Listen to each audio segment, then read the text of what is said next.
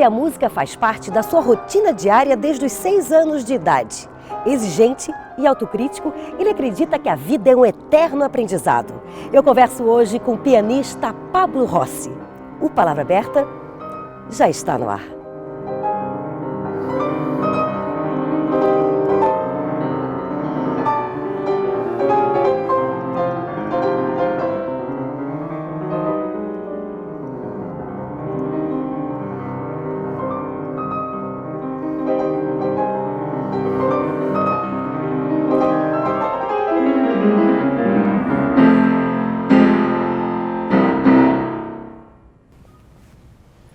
Que peça é essa? Esse foi um estudo de Chopin que é conhecido como estudo revolucionário. Ele compôs várias obras, 24 estudos, que são peças de concerto, apesar de ter esse nome meio para estudar em casa, mas são peças de concertos. E essa é uma delas que ficou muito famoso e que apelidaram de estudo revolucionário. Quando você fala estudar em casa, eu imagino que você ensaia todos os dias. É mesmo? A música acabou virando uma parte do meu ser, digamos assim. Então é diário, obviamente, como comer, como tomar banho, como, né, todas as necessidades vitais, né? Faz parte da tua rotina? Faz parte da minha rotina. Inclusive, é uma coisa que me deixa muito chateado, incomodado, quando eu não posso estudar. Eu me sinto, parece que incompleto, me sinto irritadiço. É uma coisa que sai de fora do meu equilíbrio, né? Às vezes é bom. Eu acho que às vezes é importante, principalmente quando você tem uma agenda bastante exigente de concertos, um depois do outro, programas diferentes, viagem cansa muito, né? Eu acabo viajando muito, então às vezes é bom dar uma parada e fazer reiniciar a máquina, senão você também, se você fica extremamente esgotado, você não tem como desempenhar bem a sua atividade. O piano faz parte da tua vida desde muito cedo. E muitos jovens têm muita dificuldade de saber o que eles vão fazer na vida, o que eles vão ter como profissão. Isso apareceu na tua vida muito jovem, né? Com 6 anos você começou. Isso nunca te deixou em dúvida? É uma coisa muito engraçada. Eu concordo que eu sempre tive de pequeno um perfil diferente dos meus semelhantes, das crianças, etc. E tal. E é uma coisa que eu agradeço a cada dia de ter descoberto muito cedo o que era a minha identidade, o que eu precisava para viver. E foi tão natural que hoje, se você me pergunta, com a primeira vez que eu fiquei sabendo sobre o piano, como surgiu, é uma história que parece que contaram para mim e hoje eu estou recontando. Não é tão límpido, não é tão real para mim. E é uma coisa assim que era acaba sendo quase como óbvia para mim. É óbvio que eu tinha que tocar piano, óbvio que eu tinha que ser concertista, etc. E tal. Porque foi muito cedo, né? Alguém te levou para aula de piano? 6 anos de idade, eu ainda não era alfabetizado. Meus pais receberam em casa um folheto, uma propaganda falando sobre piano, aulas de piano. Eu, como sempre, fui uma criança, sou uma pessoa muito curiosa, imediatamente perguntei o que era aquilo. A gente não tinha em casa nenhum tipo de instrumento musical, apesar desse gosto apurado dos meus pais para a música clássica. Eles colocavam música clássica em casa, vocês ouviam? Sempre, nós crescemos com a música clássica, desde muito bebê, e depois fazia parte já da nossa rotina, porque a gente ia dormir com música clássica, a gente ia às vezes para o colégio com música clássica. Então, não tenha dúvidas que isso influenciou, isso fez com que eu falo porque o meu irmão, Juan Carlos Rossi, que também é violinista, ele começou 6 meses depois de mim, mas isso acabou sendo incorporado no nosso dia a dia, né? Então, eu tive muita sorte de nascer na família que eu nasci. Pais extremamente inteligentes, pais que nos ensinaram princípios básicos, né, do cidadão, do ser humano, e pessoas muito inteligentes que sempre souberam dar todo o apoio psicológico que você precisa, que o artista, porque o artista não é só o financeiro, como é o segundo pilar, que é muito importante, sem isso você não se desenvolve, de estudar, sai caro, meus pais não tinham condições, correr atrás de patrocínio, isso é essencial.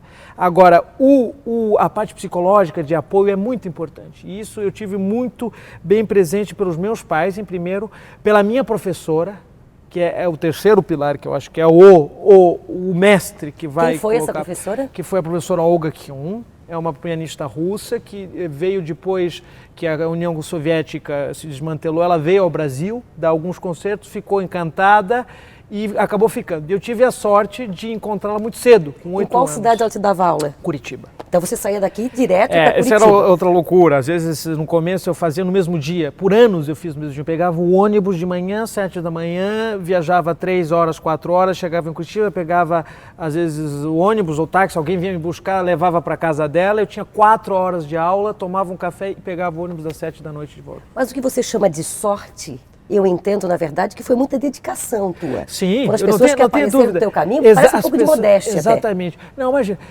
mas é a realidade. Eu acho assim, quando eu fui a Moscou, que eu comecei a estudar no Conservatório de Tchaikovsky, que é considerada uma das instituições mais renomadas do mundo inteiro, né? Eu tinha, inclusive, uma bolsa proposta da Juilliard em Nova York, que é outro também centro, são, digamos, 2 polos, não querendo dualizar, como sempre aconteceu na Guerra Fria, mas infelizmente Mas lá você assim. teve a oportunidade ou você foi convidado de ir?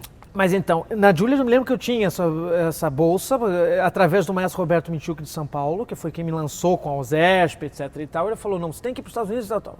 Eu tenho uma origem, uma história com a escola russa, né, com o aprendizado russo. Então eu fiquei muito em dúvida, será que vale a pena ir para os Estados Unidos, Juilliard?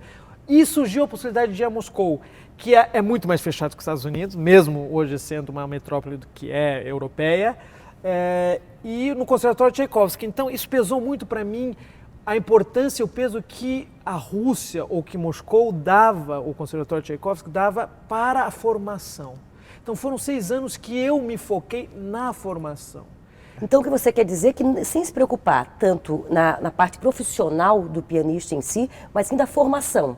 Seguindo uma rotina. Exatamente. De treinamentos. Perfeito, porque diários. quando eu era jovem, ainda sou jovem, mas quando eu era bem jovem, e eu despontei no cenário nacional, a primeira coisa que todo mundo gosta de fazer, principalmente no Brasil, que ainda não tem uma tradição de música clássica, de jovens artistas, todo mundo diz, é um prodígio, não sei o quê. E se utilizou disso, então vamos agora botar ele para tocar, que daí fazer sucesso com o público, uma criança com talento, com naturalidade, espontânea no palco, etc e tal. E o nosso cuidado dos meus pais e da minha professora Rússia sempre foi, não podemos deixar prejudicar o ensino dele, porque ele tem talento, ele tem uma espontaneidade que poucos têm, mas isso é só o material. Então, no momento que você não trabalha esse material para moldar e produzir alguma coisa, você não tem nada. Eu imagino que esse equilíbrio foi muito importante para a tua formação, está sendo também, mas você com certeza abriu mão de alguma coisa para viver, né? Imagino que na Europa você era mais um pianista, mais um estudante. Mão em alguma coisa na sua Mas vida. eu quero que você me conte isso e muito mais depois do intervalo. A gente volta já.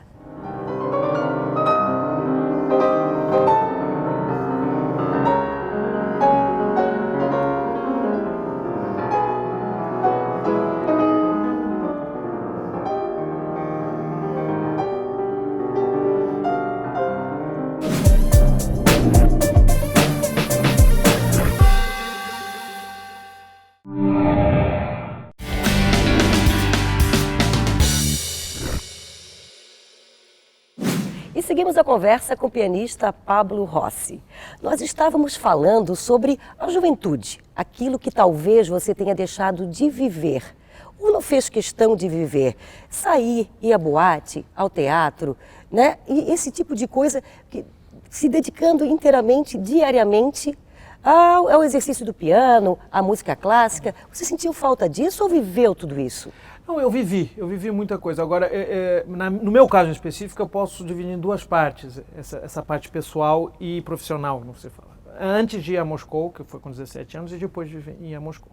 Então, quando eu estudava aqui no Brasil e que eu desenvolvi essa carreira muito cedo, eu tocava muito, viajava, às vezes eu faltava muito no colégio, assim, eu vivia muito isolado.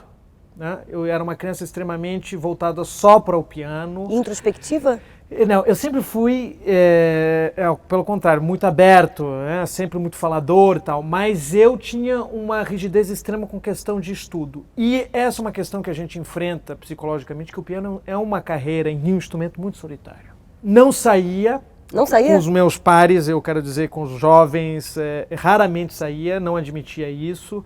Era muito fechado em questão de estilo, não escutava outro tipo de música e tinha até um certo preconceito, assim, né? E ainda tem esse preconceito? Não, eu mudei muito. Eu mudei muito em Moscou porque eu saí, obviamente, do Brasil, que tinha um outro formato, que tem outro perfil como país na área da música clássica, que você era uma raridade, que você era único, não é?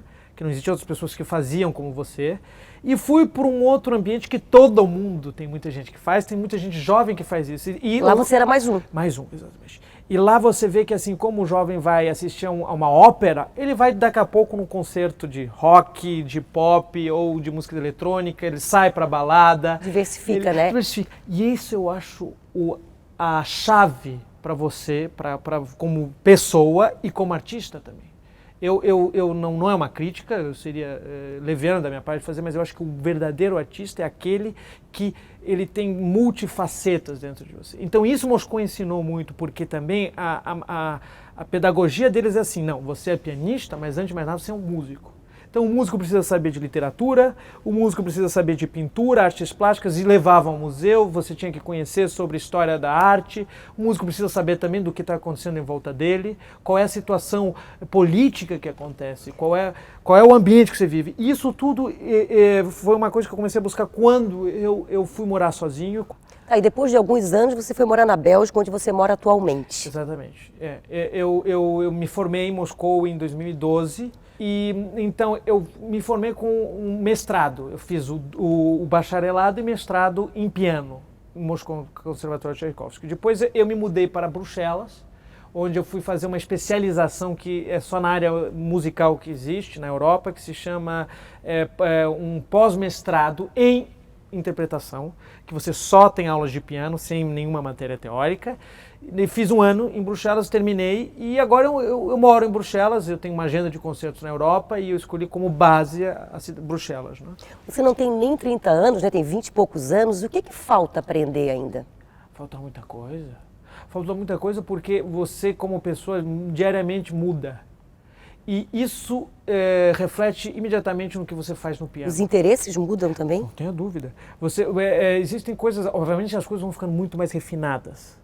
Detalhes muito mais refinados. Quando, por exemplo, eu entro no palco hoje para tocar, eu descubro alguma coisa que me eleva em outro patamar. Uma exigência pessoal, né? Mas eu imagino que os mestres também sempre têm a característica do mestre clássico ser sisudo, brabo com o aluno e exigente, né? Aquele que faz o aluno chorar. Você já passou por isso em algum momento?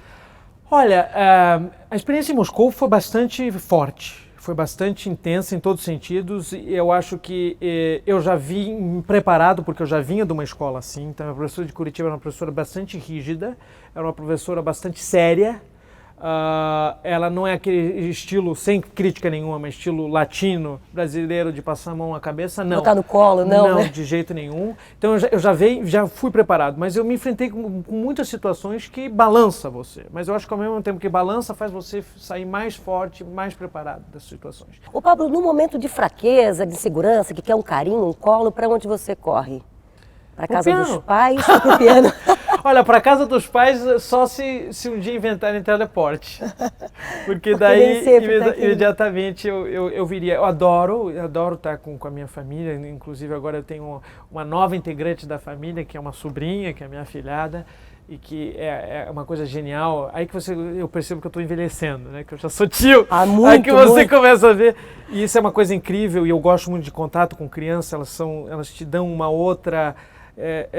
uma outra atmosfera, é uma coisa que eu com música também, porque o que existe, como é que você explica que às vezes você vai num concerto como plateia e você escuta um artista e de repente você sai alucinado, de repente você passou uma hora sentado e você ficou enfeitiçado e ficou envolto naquilo. É uma energia? É uma coisa que você não tem que explicar. E existem outros que são grandes artistas, são muito profissionais, você vai, não te prendeu. É profissional, foi bonito, mas você sai e não parece que você não ganhou nada. Então isso tudo eu acho que também é do convívio. Troca, exatamente. É isso que a música, especialmente nós que trabalhamos com artes, a gente precisa entrar nessa vibração. Então, a perfeição na Estamos música... sempre aprendendo, né? E essa Exatamente. troca. Existe dessa troca de energia e de se estar envolto. Às vezes você está envolvido no piano e cria uma atmosfera e um momento tão fantástico, mas você esbarrou como você tropeça andando. Isso não devia ser um problema. Antigamente você pega as gravações dos grandes gênios da música, pianistas, concertistas do começo do século XX, metade do século XX, você vê que são cheias de erros. Erros banais, mas que quando você fala de artes, isso está muito abaixo. No momento que você domina tecnicamente o instrumento e você pode fazer o que quiser com ele, você deixa a estrada livre para você fluir como um artista. Mostrar Então, o teu talento. existem coisas que são pontuais e que eu acredito. Mas eu vou pedir agora, nessa troca de energia, quero te agradecer um momento e pegar nessas mãos maravilhosas e pedir para tocar um pouquinho para a gente encerrar. E muito obrigada. É um prazer.